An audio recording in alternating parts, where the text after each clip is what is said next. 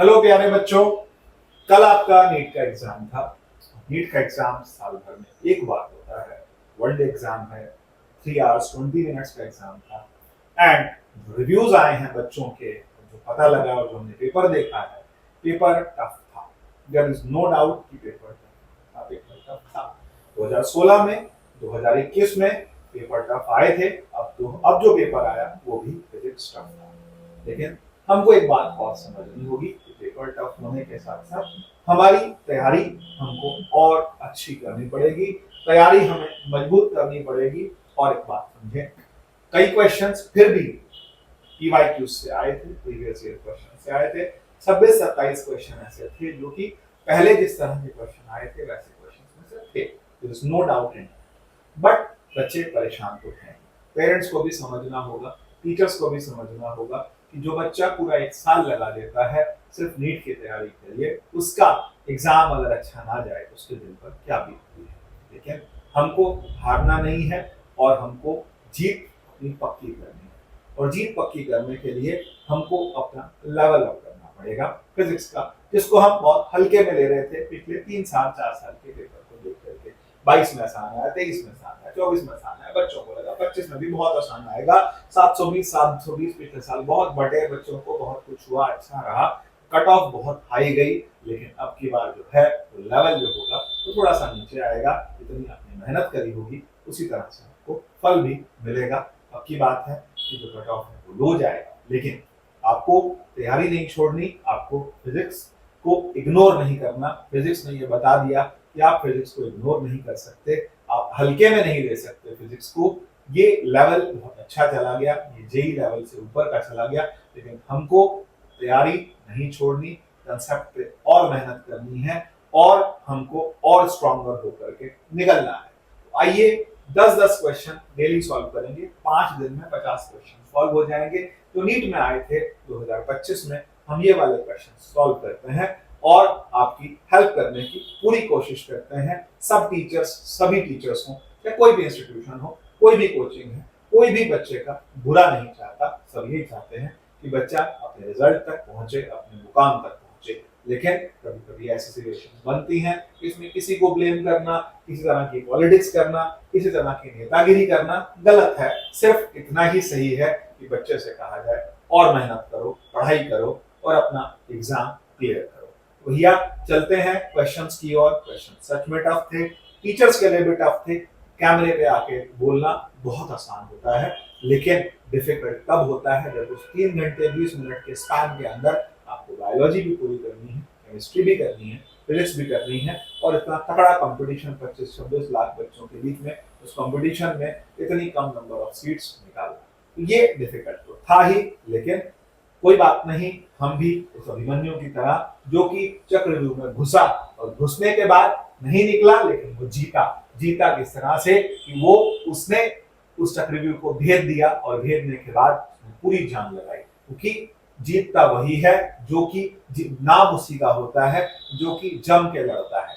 हमको जम के लड़ना है, छोड़ना नहीं है चीजों को। आइए शुरू करते हैं क्वेश्चंस देखना। और पहला ही क्वेश्चन जिसने बच्चों को बहुत ज्यादा डिसअपॉइंटेड कर दिया था, क्योंकि ये पहला ही क्वेश्चन जो था ये थोड़ा सा अच्छे लेवल का था और एक टफ लेवल का था। थोड़ा इसको समझ लेते हैं। ये क्वेश्चन इतना आसान नहीं था, इसको हम समझते हैं। क्योंकि यहाँ पर कहा तो जाता है कि लाप्लास की इक्वेशन या लाप्लास की इक्वेशन लगा दो, ये लगा दो, वो लगा दो। लेकिन जब बच्चा वहां बैठा होता है, और स्पेशली वो बच्चा जिसकी पहली प्रायोरिटी बायो है, दूसरी केमिस्ट्री है, तीसरी फिजिक्स है, वो बच्चा इतने लेवल तक का क्वेश्चन नहीं कर पाता। लेकिन चलिए कोशिश करते हैं हम भी आपको समझाने की। Consider a water tank shown in the figure. अब देखो, पहली बात तो बच्चा कहेगा यार ये क्वेश्चन ही गलत है, यहाँ तो टैंक दिख नहीं रहा। तो भाई टैंक भी दिखाते हैं आपको। तो बोलता क्या है, and can be taken to very wide in a z direction. तो इसका मतलब x यहाँ दिया, y यहाँ दिया। मान लीजिए कि z आपकी तरफ जा रहा है। अब when filled with liquid of surface tension s, इसका surface tension s दिया है, density rho, the liquid surface makes an angle theta naught with the x axis के साथ ये जो एंगल बनता हुआ आ रहा है हमारा, वो थीटा नॉट जा रहा है। और उसके बाद क्या कहता है, यहाँ थीटा नॉट है। और उसके बाद क्या कहता है, when filled with the liquid, ये सब हो गया। x is equal to l, ये डिस्टेंस दी हुई है आपको। y आपको दिया height of the surface, then what is the equation of yx? तो yx का मतलब क्या है कि yx का मतलब वो पार्ट जो कि ऊपर उठा है पानी के सरफेस टेंशन की वजह से। तो भाई वाटर का सरफेस टेंशन जो है वो किधर काम करता है, हमको ये बात समझनी होगी कि ये लिक्विड लेवल है और ये लिक्विड लेवल ऐसे आ रहा है। अगर मैं थोड़ा सा इसको और क्लियर करूं तो दोबारा मैं बना करके दिखाऊं तो आप ऐसे समझिए कि ये यहाँ पर टैंक पर ये लेवल आ रहा है हमारे पास में। अब ये जो लेवल आ रहा है यही एक्स्ट्रा लेवल है, इसी का फोर्स निकलेगा और इसी का फार्मूला लेकर के चलेंगे। और यहाँ थीटा नॉट क्या है, ये एंगल दिया है, एंगल ऑफ कॉन्टैक्ट है, लेकिन एंगल ऑफ कॉन्टैक्ट जो आता है वो हमारा यहाँ पर आता है थीटा नॉट। थोड़ा ध्यान दीजिएगा, एंगल यहाँ आता है, लेकिन अभी यहाँ क्या दिया है, थीटा नॉट यहाँ दिया है, थीटा नॉट यहाँ दिया है, सरफेस टेंशन यही लग रही है, फोर्स यही लग रहा है सरफेस टेंशन का, और इसके जो दो कंपोनेंट बनेंगे यहाँ थीटा आएगा, ये आ जाएगा मेरे पास में एफ साइन थीटा और ये रहेगा एफ कॉस थीटा। जबकि हम जब करते हैं, जब एसेंट फार्मूला करते हैं तो टी कॉस थीटा ऊपर लगता है, टी साइन थीटा ऐसे लगता है, लेकिन यहाँ पर जो केस आएगा वो टी साइन थीटा है। लिक्विड ऊपर उठ रहा है, इसका मतलब यहाँ पर जो फोर्स आ रहा है वो एफ साइन थीटा आ रहा है। अब यहीं पर ये जो डिस्टेंस दी है, ये डिस्टेंस मुझको दी है x, ये डिस्टेंस x है, तो ये जो हाइट है ये मेरे पास वो y है। अब y और x के साथ में यहाँ एक रिलेशन हमको और बनाना है, और वो रिलेशन क्या है वो भी समझते हैं। पानी ऊपर उठना है तो हमने कहा थोड़ा सा पार्ट जो y है, y तो वेरिएबल है, लेकिन यहाँ जो थिकनेस है वो कितनी आ गई dx, तो y इंटू dx, इसका जो एरिया निकालना होगा वो क्या होगा, क्योंकि एरिया से फिर मैं वॉल्यूम निकालूंगा, वॉल्यूम से फिर मैं फोर्स की वैल्यू निकालूंगा। तो पहले हम एरिया निकालते हैं, एरिया कितना आएगा, तो कहता है एरिया जो यहाँ पर आएगा y इंटू dx, तो इसका मतलब स्मॉल एरिया जो आया वो आया y dx। अब उसके बाद पूरा एरिया कितना आ गया, तो कहता है इंटीग्रल ऑफ y dx, मैंने इसको इंटीग्रेट कर दिया। अब उसके बाद एरिया के साथ में मेरे को वॉल्यूम के लिए लेंथ की मल्टीप्लाई करनी है। भाई लेंथ का, तो कहता है ये z एक्सिस, z एक्सिस मैंने ऐसे बनाई, अब z एक्सिस यहां बनाई तो इसका मतलब क्या हुआ, वॉल्यूम कितना होगा z इंटू y, तो y dx का इंटीग्रल ये मेरे पास वॉल्यूम आ गया। अब वॉल्यूम इंटू डेंसिटी कर दी, तो डेंसिटी कितनी है, कहता है डेंसिटी रो है, इंटू ग्रेविटी कर दी तो क्या आ गया, वेट आ गया। और ये वैल्यू किसके बराबर है, कहता है force F sine theta. F sine theta कहां को लग रहा है, कहता है अपवर्ड लग रहा है फोर्स एफ साइन थीटा। अब फोर्स जो आ गया मेरे पास में, उसके साथ में कहां फोर्स आ रहा है, कहता है ऊपर की तरफ लग रहा है एफ साइन थीटा। और यहां मैंने क्या किया, फोर्स के लिए सरफेस टेंशन को लेकर के चलेंगे। अब सरफेस टेंशन क्या लूंगा, तो कहता है फोर्स आया एफ साइन थीटा, अब एफ साइन थीटा की वैल्यू कितनी आएगी, एस इंटू जेड और उसके बाद इंटू साइन थीटा। अब यहाँ साइन थीटा की वैल्यू जो है उसको भी कंसीडर करते हैं, क्योंकि छोटा एंगल दिया है साइन थीटा के लिए, उसने मेंशन किया है कि tan theta is equal to sin theta, आप ले सकते हैं, ठीक है, हम लेंगे उस वैल्यू को भी। और उसके बाद आगे क्या आता है, कहता है z rho into z into y dx और इंटू ग्रेविटी, मैं यही मल्टीप्लाई कर देता हूं, z से z मेरा यहाँ कट गया। sin थीटा को tan थीटा के बराबर ले सकते हैं, और जल्दी करूं तो tan थीटा की जगह मैं dy by dx लिख सकता हूं, तो dy by dx is equal to rho g into integral of y dx हो गया। अब मैं क्या करूंगा, dy by dx के लिए मैं दोबारा डिफरेंशिएट करता हूं, तो ये कितना आएगा, s into d2y upon dx square. और जब मैं डिफरेंशिएट करूंगा तो डिफरेंशिएशन इंटीग्रेशन का ऑपोजिट है, इंटीग्रल का साइन हट जाएगा, अब इंटीग्रल का साइन हटेगा इसका मतलब dx हटेगा, तो मेरे पास वैल्यू कितनी आ गई, रो जी वाई। और रो जी वाई की वैल्यू आ गई, इसका मतलब मेरे पास में d2y by dx स्क्वायर कितना आ गया, रो जी अपॉन s इंटू y। ऐसा कोई ऑप्शन है, हाँ जी, ऑप्शन नंबर 2 है, ये d2y by dx स्क्वायर और रो जी y अपॉन s, और ये हमारा फाइनल आंसर है। ये सबसे ज्यादा टफ क्वेश्चन था जो हमको समझना है, 3D में समझना है। z कहां पर है, कहता है z जो है आपकी तरफ है, एक इधर यहां आपने x लिया है, यहां y लिया है, यहां z लिया है। ऐसा क्वेश्चन जो कि बच्चों को थोड़ा सा डिसअपॉइंट कर सकता था, ये पहला ही क्वेश्चन था, क्योंकि देखते ही बच्चों को लगा यार ये क्या आ गया, ये क्या आ गया, ये इस तरह का क्वेश्चन था जो कि आप लोगों ने कभी सोचा नहीं होगा सपने में कि इस तरह का क्वेश्चन आएगा। बट फिर भी हम लोग सीखें और समझें और आगे चलें। जो नए कमर है, न्यू बच्चे हैं जिनका 12th जस्ट पास किया, अभी एग्जाम दिया है या पास करने वाले हैं और वो एग्जाम दे रहे हैं, उनको ये बात समझनी होगी कि फिजिक्स कोई हलवा नहीं है, आराम से हो जाएगी ऐसा नहीं है, फिजिक्स को टाइम देना पड़ेगा। बार बार कहते हैं तो भाई फिजिक्स करिए, क्वेश्चंस करिए, तभी कुछ होगा। क्वेश्चन हाथ से बनाइए, सिर्फ मोबाइल में देख करके स्क्रीनशॉट लेकर के क्वेश्चंस नहीं होंगे, क्वेश्चन बनाने पड़ेंगे। आगे चलते हैं, क्वेश्चन नंबर 2 पर आते हैं। 2 क्या कहता है, हम 2 को समझ लेते हैं। A microscope has objective of focal length 2 centimetre. इसकी ऑब्जेक्टिव की फोकल लेंथ दे रखी है आपको 2 सेंटीमीटर।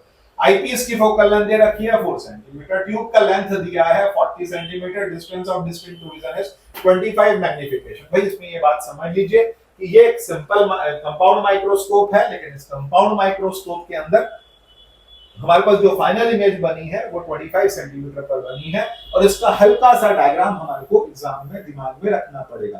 तो कहता अगर ऑब्जेक्ट यहाँ रखी थी तो पहली इमेज मुझे यहाँ मिली, और यहाँ की पहली दूसरी इमेज जो थी वो मेरे पास में डिस्टेंस ऑफ डिस्टिंक्ट डिवीजन पे आई, जहां हमारे पास में आ जाया करती है फाइनल इमेज। अब मेरे को डिस्टेंस बिटवीन द लेंसेज पता है कितनी है, 40 सेंटीमीटर।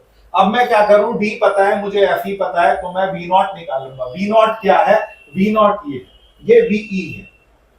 इस पार्ट को हम दो पार्ट्स में डिवाइड करेंगे, ये यूई है और ये वी नॉट है।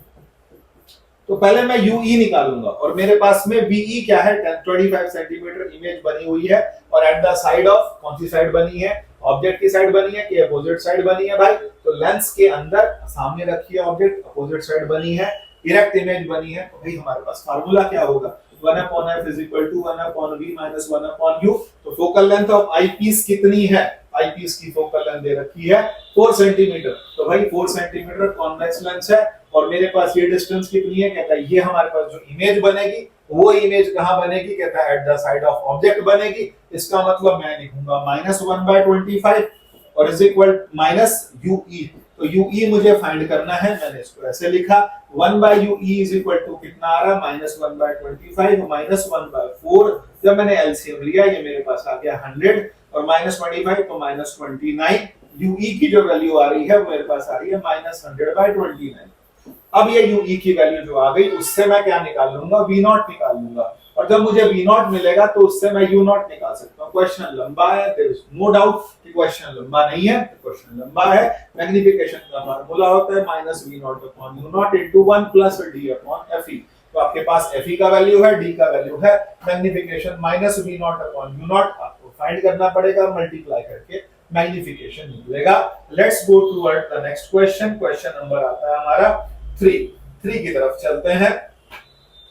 यहां बोलता है इलेक्ट्रॉन ऑफ मास इतना एंड चार्ज इतना moving with speed c/100 is injected into a magnetic field of, यहां पर क्या बोलता है, मैग्नेटिक फील्ड में डाला गया लेकिन perpendicular to the direction of field. अगर ये परपेंडिकुलर है डायरेक्शन ऑफ फील्ड के, इसका मतलब क्या हो गया कि इसकी जो वैल्यू है, जिस पर लगने वाला फोर्स होगा वो क्या होगा, कहता है EVB sin थीटा। और दूसरा फोर्स कौन सा होगा, electrostatic force E into E। तो हम दोनों फोर्स इक्वल रखेंगे और sin 90 लेंगे, तो V is equal to कितना आ जाएगा मेरे पास, E/V। तो E क्या है मेरे पास, इलेक्ट्रिक फील्ड, और V क्या है, मैग्नेटिक फील्ड। वेलोसिटी मेरे को पता है c/100 3 into 10 to the power 6 multiplied with magnetic field कितना है, 9 into 10 to the power -4। तो इलेक्ट्रिक फील्ड की जो वैल्यू आएगी वो कितनी आएगी, 27 into 10 to the power -2। तो 27 into 10 to the power -2 या +2 तो 27 into 10 to the power 2। अब यहाँ दो बातें आती हैं, 27 2 का मेरे पास ये दो ऑप्शन बनते हैं। अब मैं कौन सा करेक्ट लूंगा, तो कहता है E is parallel to B, ये केस होगा E is perpendicular to B। तो भाई जो फोर्स होता है वो मैग्नेटिक फील्ड के परपेंडिकुलर होता है, इसका मतलब इलेक्ट्रिक फील्ड पैरेलल होना चाहिए फोर्स के, एंटी पैरेलल होना चाहिए फोर्स के, तभी नेट फोर्स 0 होगा। तो इसका मतलब इलेक्ट्रिक फील्ड मैग्नेटिक फील्ड के परपेंडिकुलर होगा, और मेरा ऑप्शन जो आएगा वो 2 आएगा। अब आते हैं हम अगले क्वेश्चन की ओर। क्वेश्चन नंबर आता है हमारा 4। There are two inclined surfaces of equal length L and some angle 45 with the horizontal. One of them is rough and other one is smooth। ठीक है जी। A given body takes 2 times much time। तो भैया दो case आते हैं, एक smooth का आ जाता है, लेफ्ट साइड पर स्मूथ बना लेता हूँ। जब स्मूथ बनाता हूँ डिस्टेंस मेरे पास s है, और अगर ऑब्जेक्ट रखी है तो इस पर जो लगने वाला फोर्स है या जो इसका एक्सेलरेशन होगा वो सिर्फ g sin थीटा होगा। तो इसका मतलब s is equal to half into g sin theta sin 45 into t square. तो यहाँ पर टाइम लगा t स्क्वायर, अब यहाँ टाइम t लगा, g 10/2 5t स्क्वायर हो गया, तो 5/√2 into t स्क्वायर हो गया। ये पहला केस हो गया, या फिर t square is equal to √2s/5 आ गया। ये पहला केस हो गया। दूसरा केस क्या है, इंक्लाइंड प्लेन है और रफ सरफेस है। रफ सरफेस के अंदर जो लगने वाला डाउनवर्ड एक्सेलरेशन होगा वो क्या होगा, तो कहता है डायरेक्ट याद रहना चाहिए जी sine theta minus mu G cos theta. तो इसका मतलब जो एक्सेलरेशन आ रहा है वो कितना आ रहा है, जी कॉमन ले लिया sin 45 minus 1 by root 2 mu by तो 1 माइनस म्यू अपॉन रूट 2, ये एक्सेलरेशन आ गया। तो इसका मतलब डिस्प्लेसमेंट कितना होगा, half into g into 1 minus mu upon root 2 into t square. अब की बार टाइम कितना है, तो कहता है पहले वाले टाइम का डबल है। डबल है इसका मतलब क्या हो गया, यहाँ 4t स्क्वायर हो जाएगा। यही बात हमको समझनी है। ये कितना हो गया, जी बाय जी इंटू 2 कितना 20 बाय रूट 2। 20 बाय रूट 2 मतलब 10 रूट 2 इंटू 1 minus mu into t square. अब ये भी डिस्टेंस है वो भी डिस्टेंस है, वो थी 5 by root 2 into t square. तो 5 by root 2 into t square, यहाँ से टी स्क्वायर कट गया, ये 5 बाय 20 हो जाएगा। 5 बाय 20 मतलब 1 बाय 4 1 माइनस म्यू, तो म्यू कितना आ गया 0.75। ऐसा कोई ऑप्शन है, yes option number 4 is correct. Let's go to next question. Question number 5 पर आते हैं। 5 क्या कहता है, kinetic energies of two similar cars. देखिए एक बात और मैं आपको बता दूं, यहीं पर कह देना चाहता हूं कि पहला या दूसरा क्वेश्चन बहुत टफ होने का मतलब ये नहीं है कि सारे कुछ टफ होंगे। तो यही बात आपको जिंदगी में भी लगानी है। कभी कभी कोई एपिसोड हमारी लाइफ में खराब होता है तो इसका मतलब सब कुछ खराब नहीं है। पहला क्वेश्चन खराब था, दूसरा क्वेश्चन थोड़ा डिफिकल्ट था, लेकिन आगे कई क्वेश्चंस ऐसे भी हैं जो कि आप आराम से कर सकते हैं। Kinetic energies of two similar cars A and B are 100 joule and 225 joule. On applying brakes car A stops after. भाई काइनेटिक एनर्जी से कैसे रिलेशन निकालें, दो सिमिलर कार हैं, दोनों के मासेस सेम होंगे, तो इसका मतलब इनकी वेलोसिटीज के रेशियोज निकाले जा सकते हैं। 100 upon 225 is equal to 1 by 2m। दोनों के मासेस सेम है, va square 1 by 2m vb square. इसका काम आएगा, इसीलिए मैंने यहाँ पर सॉल्व कर दिया। ये 4 बाय 9 आ रहा है, va square by vb square. इसका मतलब va बाय vb मेरे पास आ गया 2 बाय 3। कई बच्चे कहेंगे सर बहुत जरूरत नहीं, बाद में लगा लेंगे। कोई बात नहीं, अभी हमने va बाय vb निकाल लिया। डिस्टेंसेस दे रखी हैं, पहली कार को लगा। अब देखो मास पर डिपेंड नहीं करेंगी इक्वेशंस ऑफ मोशन, ये बात ध्यान रखिएगा। तो फिर कहता क्या है, applying brake car A stops after 1000 metre. तो इसका मतलब क्या है, S इज इक्वल टू हमारे पास फार्मूला क्या होगा, तो कहता b square is equal to 2as का फार्मूला लगा सकते हैं। तो इसका मतलब पहली की वेलोसिटी va का square is equal to 2 into retardation. पहली कार के अंदर जब ब्रेक लगी और दूसरी कार में ब्रेक लगी, दोनों के फोर्सेस हमको फाइंड करने हैं। तो acceleration of a into displacement पहले का कितना था, कहता 1000 मीटर। तो a इज इक्वल टू कितना आ गया, va स्क्वायर बाय मेरे पास आ गया 2000। दूसरे में क्या होगा, तो कहता है वेलोसिटी हमको दे रखी है, कितनी वेलोसिटी के लिए vb square is equal to कितना आ गया 2 इनटू a रिटार्डेशन। यहाँ का रिटार्डेशन डिफरेंट होगा, ये a है, इसका नाम हमने a भी रख दिया, और इनटू डिस्प्लेसमेंट कितना है, कहता है 1500 मीटर। तो 1500 मीटर के हिसाब से ab की वैल्यू कितनी आ गई, vb स्क्वायर अपॉन 2 इनटू 1500। तो इसका मतलब ये वैल्यू आ गई मेरे पास में 3000। अब क्या करूंगा, दोनों के एक्सेलरेशन पता है, दोनों के फोर्सेस का रेशियो एक्सेलरेशन के रेशियो के बराबर होगा। इसका मतलब क्या वैल्यू मिल रही है मेरे को, fa upon fb is equal to, दोनों के मासेस सेम है तो एक्सेलरेशन के हिसाब से va square upon vb square into 3000 upon 2000। तो भाई va square upon vb square क्या है, 4 बाय 9 का 4 बाय 9, तो 4 बाय 9 लिखा और इनटू 3000 बाय 2000। सर इसको भी लंबा नहीं खींच सकते, ये हट जाएगा, ये आ जाएगा हमारे पास 3, आ जाएगा 2, रेशियो आ रहा है 2:3। ऐसा ऑप्शन कोई है, हाँ जी ऑप्शन नंबर 2 करेक्ट है। Let's go towards the next question. Question number आ गया हमारे पास में 6। क्वेश्चन 6 जो है ना, बहुत ध्यान से देखिए। तो व्हीटस्टोन ब्रिज का है, बच्चे देख के घबराते बहुत हैं, घबराना नहीं है, क्वेश्चंस को समझने की कोशिश करनी है। यहाँ पर हमारे पास 6 ओम बीच में है, 5 बाय 3 और 2.5 अपॉन 1.5, ये 6 ओम बीच में से हट जाएगा। जैसे ही हटेगा ये दोनों सीरीज में आ जाएंगे। 5 और 3 8 ओम हो गए, 2.5 और 1.5 कितना हो गया 4। 4 और 8 आपस में पैरेलल हैं, 4 इंटू 8 अपॉन 4 प्लस 8, 8 चौक 32 बटे 12, 8 बटे 3, 8 बटा 3 हो गया। अब 8 बाय 3 प्लस 1 बाय 3, यहाँ इसकी वेट कर रहा है इसका दोस्त, तो ये 9 बाय 3 हो जाएगा। 3 हो गया, 3 प्लस ये दोनों ऐड होंगे तो कितना आएगा 7। 10 ओम आ गया, 10 आ गया और हमारे से पूछा है current passing through the battery, तो करंट कितना होगा 5/10, 5/10 मतलब 0.5 ampere. That is the answer. Let's go towards the next question, question number 7। A bob of mass m is suspended by a light string of length L. Bob is given a horizontal velocity v naught as shown in the figure. The string gets slack at some point P. कहां पर slack करेगी? जहां पर centripetal force और centripetal force और body का wait जो है वो आपस में क्या हो जाएंगे? इक्वलाइज हो जाएंगे। कैसे होंगे जरा समझते हैं। ऑब्जेक्ट को यहां से फेंका गया और ये ऊपर तक पहुंची और उस पॉइंट पर आकर के वेलोसिटी जो वी हुई, यहां पर ये जो स्ट्रिंग थी वो स्लैक हो गई। स्लैक का मतलब टूट गई। तो कब टूटेगी? जब वेट जो है, वेट वाला कंपोनेंट और सेंट्रीपिटल वाला फोर्स का कंपोनेंट दोनों आप दूसरे को इक्वल कर दें, या फिर यूं बोलो कि सेंट्रीफ्यूगल फोर्स और mg sin थीटा ये दोनों वैल्यूज इक्वल आ जाए। अब mg sin थीटा कैसे आया सर? mg cos थीटा आना चाहिए। थोड़ा समझ लेते हैं पहले इस चीज को ध्यान से। क्वेश्चन के अंदर यहां पर पॉइंट O दिया है, पॉइंट O पर जो वेलोसिटी दी है वो v नॉट है।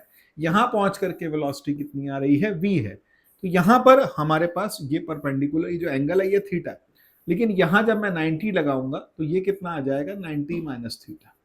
तो फिर इसका मतलब क्या हुआ कि यहां पर जो इसका वेट है वो कहां काम कर रहा है? mg नीचे काम कर रहा है। यहां पर क्या फोर्स काम करेगा? mg cos theta, cos 90 minus theta बन जाएगा sin थीटा। और सेंट्रीपिटल फोर्स या सेंट्रीफ्यूगल फोर्स वो कितना आएगा? कहता है mv square upon l is equal to mg sin theta. तो इसका मतलब क्या हुआ कि हमारे पास में m से m कट गया, v square is equal to आ गया gl sin थीटा। ध्यान रखिएगा, इसको साथ रखिएगा। अब यहां से एक और केस लेते हैं, conservation of mechanical energy. Mechanical energy का क्या मतलब है? यहां पर जो काइनेटिक एनर्जी है इज इक्वल टू यहां जो पोटेंशियल एनर्जी है plus mg into L plus l sine theta.